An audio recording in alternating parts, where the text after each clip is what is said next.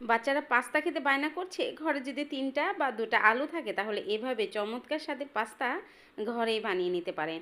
আমি যখন থেকে শিখেছি যে আলু দিয়ে এরকমভাবে সুন্দর করে পাস্তা বানানো যায় আর খেতে অসম্ভব মজা, তখন থেকে কিন্তু আমি আর বাইরে থেকে পাস্তা কিনি না।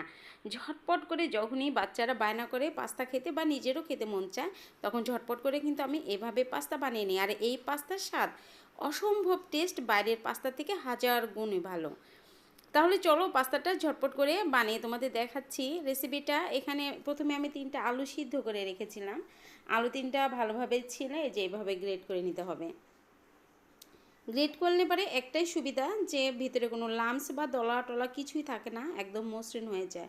আমার হলো আলুটা মসৃণই দরকার, সেই জন্য এরকমভাবে চিকন গ্রেটার মেশিন দিয়ে গ্রেট করে নিলাম। এবার দেখো লবণ দিয়ে দিলাম পরিমাণ মতো, আর অর্ধেকটা ডিম ফেটিয়ে একটা ডিম ফেটিয়ে অর্ধেকটা দিয়ে দিলাম।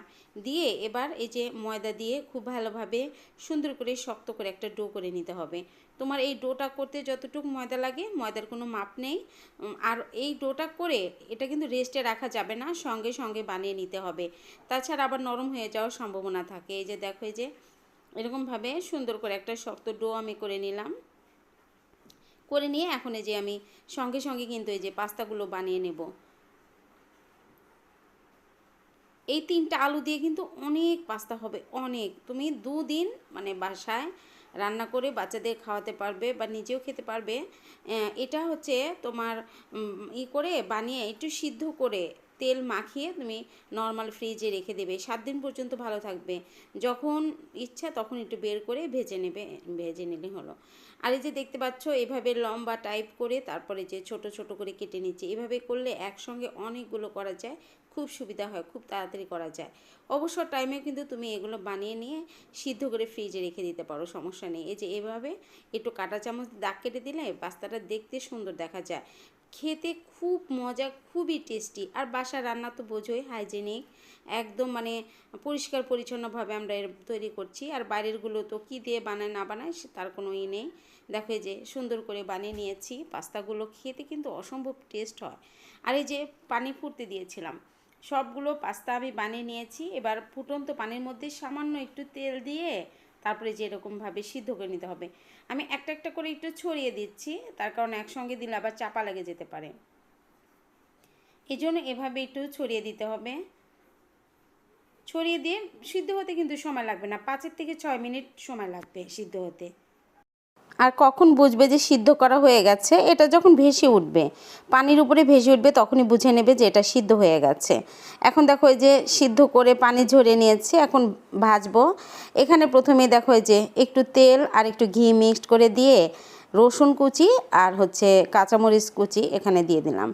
দিয়ে তারপরে যে এটা হচ্ছে পিৎজা সস, পিৎজা সস থাকলে দিবা, না থাকলে এখানে টমেটো সস, সয়া সস এগুলো দিবা। আর এটা চেডার চিজ দিয়ে দিলাম একটা স্লাইস, ওই যে বার্গার খাওয়ার যে চেডার চিজগুলো পাওয়া যায় এগুলো দিলাম। থাকলে দিবা, না থাকলে নাই। আমরা যেভাবে পাস্তা রান্না করি নর্মালভাবে ওরকমভাবে রান্না করলে বেশ ভালো লাগে। সামান্য একটু লবণ দিয়ে দিলাম, দিয়ে এবার দেখো যে পাস্তা দিয়ে দিচ্ছি, সেই সিদ্ধ করে একটু পানি ঝরিয়ে রেখেছিলাম একটু তেল মেখে। তার কারণ অনেকগুলো হয়েছে তো আমি সবগুলো তো ভাজিনি, অর্ধেক হাফ এখানে ভেজে দেখাচ্ছি আর হাফ আমি ফ্রিজে রেখে দেবো। লাস্টের দিকে দেখো ধনিয়া পাতা আর একটু চিলি ফ্লেক্স দিয়ে সুন্দর করে নেড়ে তারপরে যে নামিয়ে নেব।